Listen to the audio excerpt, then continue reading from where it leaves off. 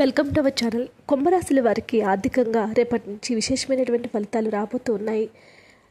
ముఖ్యంగా ఇది 11వ రాశి. జన్మించే సమయంలో చంద్రుడు కుంభరాశిని సంతరించే జాతకులను కుంభరాశిగా చెప్తారు.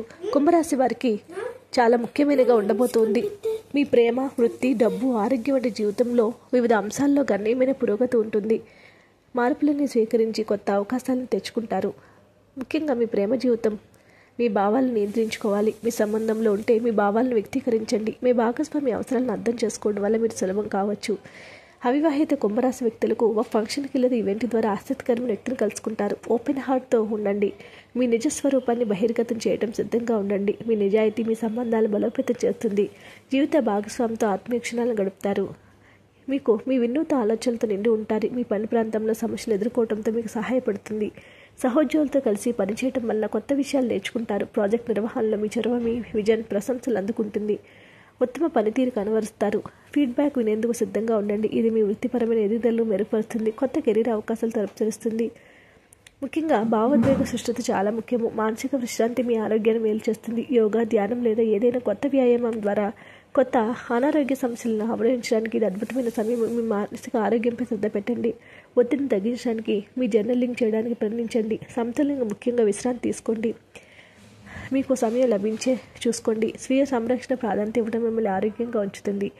ఆదాయ వ్యయాలు అద్భుతంగా ఉంటాయి. కొత్త పెట్టుబడి అవకాశాలు చాలా గణనీయంగా ఉండబోతూ ఉన్నాయి. మంచి సమయంగా ఉండబోతుంది. నల్లాభాలు పొందుతారు. సృజనాత్మక ఆలోచనలతో ముందుకు వెళ్తారు. ఏ పని చేసినా మీదే పైచేయి కాబోతోంది.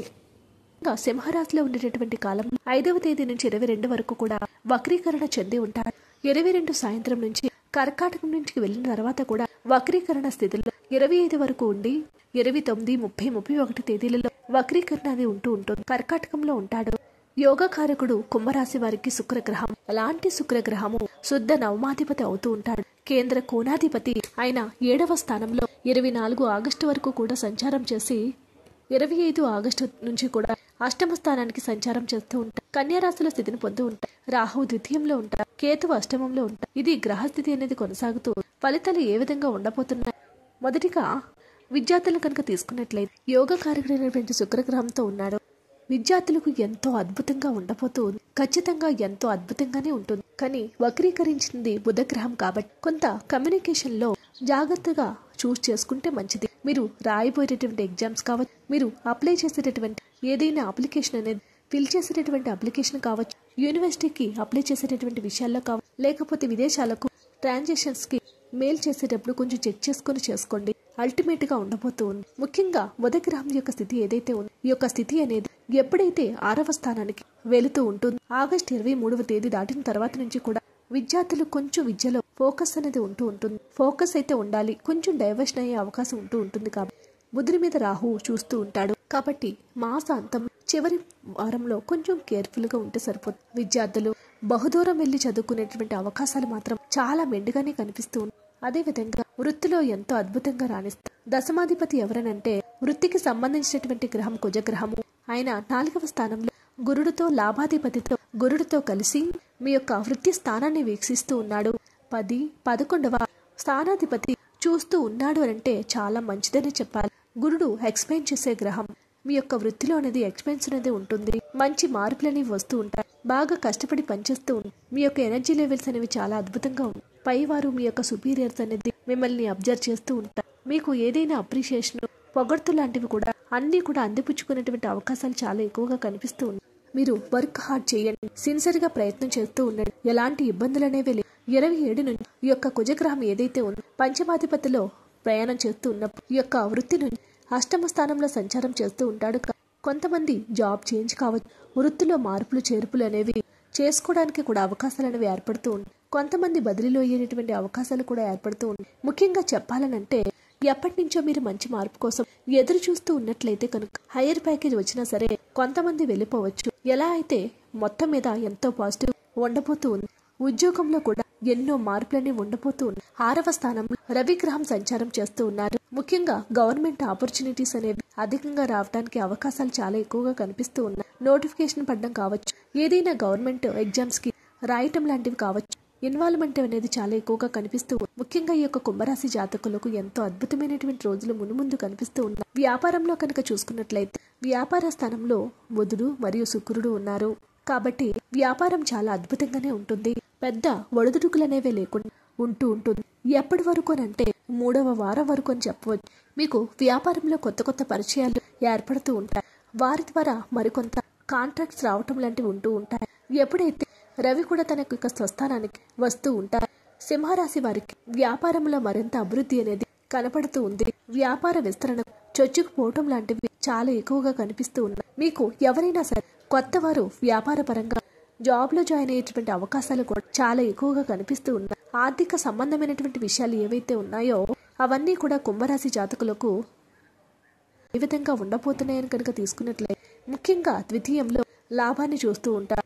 ద్వితీయ లాభాధిపతి గురుగ్రహం, ఆయన చతుర్థంలో కేంద్రంలో సంచారం చేస్తూ ఉన్నాడు కాబట్టి ధనలాభం అనేది చాలా విశేషంగా ఉంటుంది. కుజగ్రహం యొక్క దృష్టి అనేది స్వస్థానమైనటువంటి వృచ్చికం మీద పడుతూ ఉంటుంది.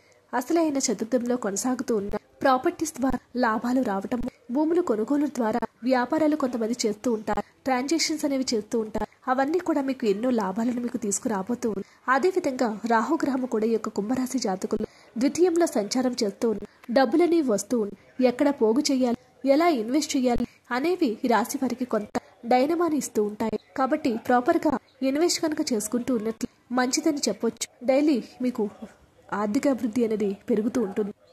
కాంట్రాక్ట్ వర్కర్ ఉంటూ ఉంటారు, వారికి కూడా డబ్బులు అనేవి వస్తూ ఉంటాయి. ఇన్వెస్ట్మెంట్ కి ఏదైనా మంచిదా కాదానంటే నాట్ సో గుడ్ అని చెప్పొచ్చు. కొంచెం ఫ్లక్చువేషన్స్ అయ్యే అవకాశాలు ఉన్నాయి కాబట్టి కొంచెం జాగ్రత్తగా ఉండండి. ఇన్వెస్ట్మెంట్ విషయంలో మాత్రం కొంచెం ఆచితూచి వ్యవహరిస్తే సరిపోతుంది. మార్కెట్ లో జరిగేటటువంటి ఒడిదుడుకులు కొన్ని కుదుపునిచ్చేటటువంటి అవకాశాలు ఏర్పడుతూ ఉంటాయి. చతుర్థంలో గురు కుజగ్రహాల యొక్క స్థితిగతుల వలన ఇంట్లో కూడా మంచి ఆహ్లాదకరమైనటువంటి వాతావరణం అనేది కనిపిస్తూ ఉంది.